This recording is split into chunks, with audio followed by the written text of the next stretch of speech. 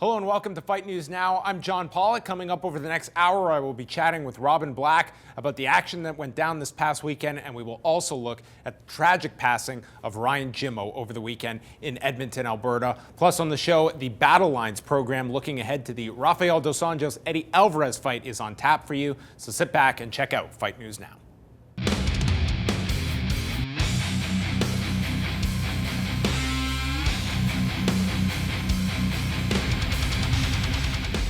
Robin Black joins me, and it's not the best of circumstances to start off the show because we have to discuss the untimely passing of Ryan Jimmo on Sunday from a hit-and-run incident in Edmonton, passing away far too young, Robin, at the age of 34, a real senseless act, and it's just a very sad story. Yeah, you know, we're going to probably spend some time looking at Ryan and what a great fighter he was. He was a really great fighter, man. But he's just a really sweet guy, you know, and I was talking to fighters and people in the fight game out around Edmonton, around Canada, and everyone just kind of says the same thing. Obviously, when somebody passes away young, you know, it stops everybody in the tracks for a minute. You think about it, but he was just such a sweet guy, like just this very likable, charming goofball of a guy. And it's sad. It really is. Yeah, especially someone that you got to see a lot through the MFC and then coming over to the UFC, having that impressive UFC debut against Anthony Perosh in Calgary. I mean, someone that Canadian fight fans have followed for a long time. It's just a very sad story, especially the circumstances in which it occurred. And you hope that the people responsible are found. Yeah, for sure. You got to catch those people. You know, a lot of times we'll sit there, it'll make us stop for a second, we'll think about it, and then the days go on. Tomorrow happens, the next day happens. But this is one of those situations you can take from it, and you can look. Life might catch some of us early. You know, you might get stopped early. But that guy went and did all the things he loved to do. He lived his life as an adventurer and traveled to totally the beat of his own weird robotic drum and enjoyed his life and lived his life his way. And if you take that from it and you think about that, you can use it to think about your own life. Yeah, so Ryan Jimmo, obviously, our thoughts are with his friends and family, and Ryan Jimmo passing away at the age of 34. And it's never an easy transition, Robin, but we're going to move on over to the action we saw over the weekend. Bellator was back on Friday night for a big card in St. Louis with their Dynamite 2 event. And this was kickboxing and MMA mixed in together. I think a better outing than the first Dynamite card, and you got some great fights. Unlike the first go-around, I think the kickboxing, it wasn't some of the most spectacular fights, but in this scenario, you got Hisaki Kato in his first kickboxing outing, stopping Joe Schilling with what was, I thought, a pair of knockout of the year contenders, a spinning back fist to Joe Schilling, and what had to have been an upset given that it was taking place in a kickboxing environment as opposed to MMA. First kickboxing fight ever against Joe's one of the greats. Joe's one of the real greats. You know, you said it's never an easy transition. You're talking about something like that.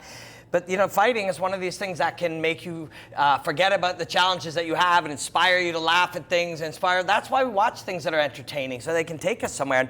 And this, when I think about Michael Chandler and how good that guy looked and how happy you are for that guy if you follow his career and you see how hard he works and how driven he is, you see a performance like that and it can really, really inspire you.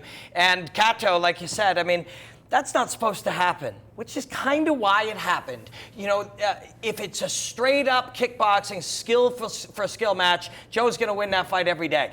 But when guys are out-experienced and out-skilled to some degree, sometimes they'll just go with instinct and they'll try different things and they'll do things that a guy like Joe, even an experienced fighter, would never predict. And Kato should be really commended for 2 enormous wins over a great.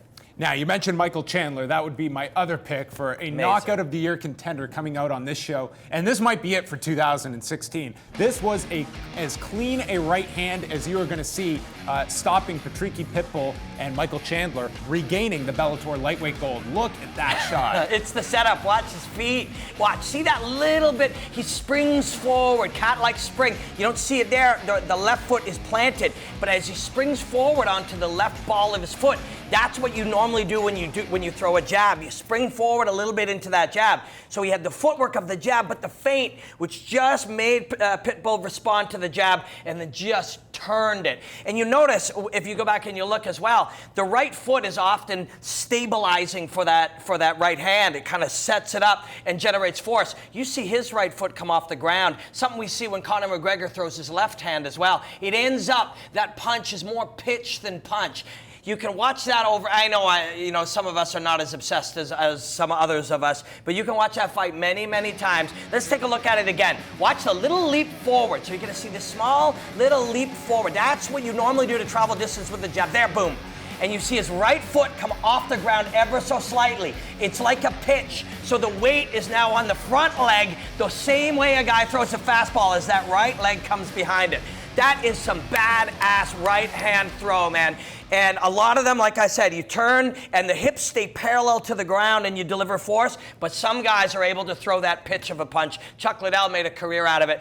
Absolutely beautiful stuff. It couldn't happen to a nicer guy. Congratulations, Mike. And for this camp, of course, Michael Chandler relocating and training with the Black Zillions, and a big reason was Neil Melanson, but you're seeing that Henry Hooft influence, I think, as well on Michael Chandler's striking. And when you look at that lightweight division of possible fights with Benson Henderson, with Josh Thompson, there's a lot of entertaining fights you can make for Michael Chandler. Yes, for sure. It was cool to see him working down there with Henry, who I just think is one of the best. And one of my coaches and very good friends, Evan Boris, is down there training underneath Henry. So he sent me a little bit of secret footage of him working with Mike, and you can just see how sharp he was and how quick he was, how much power he was generating. Henry is a genius. Evan's a driven, hardworking, brilliant coach. He's going to be a guy we'll talk about over the next few years. It's good to see him down there working with guys like Mike. Quinton Jackson got the split decision win over Satoshi Ishii. Certainly not the most entertaining main event.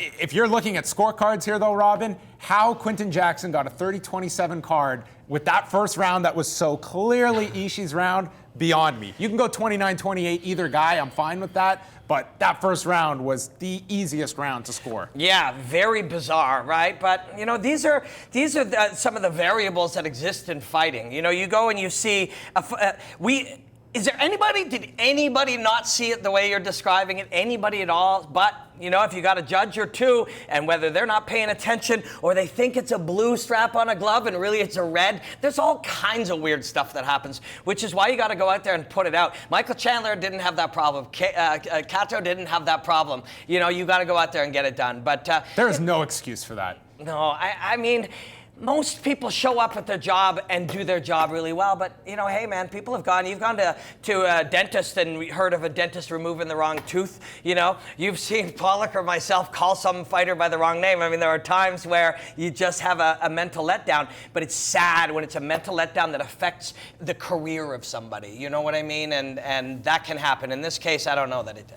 Quickly on Mitrione, he did get the win over Carl Siumanatafa, and this was one where he got rocked early on, came back, won the fight in that opening round, and he's going to come back and fight 3 weeks later, which I'm somewhat surprised at, to be quite honest, that he'd be allowed to do it so quickly after this fight, where he took a really bad blow, but said later that he was cleared, he can do it. Well, if he's cleared, I mean, there are professionals that, CTs and MRIs, and they scan you, and there are things that, thresholds that you have to meet, but on the other hand, for Matt, good on him, man, to come back from that type of shot and learn that you can do that on demand when you need to is a real powerful thing. You want to see Matt Mitrione do well. All right, that is going to wrap it up for us.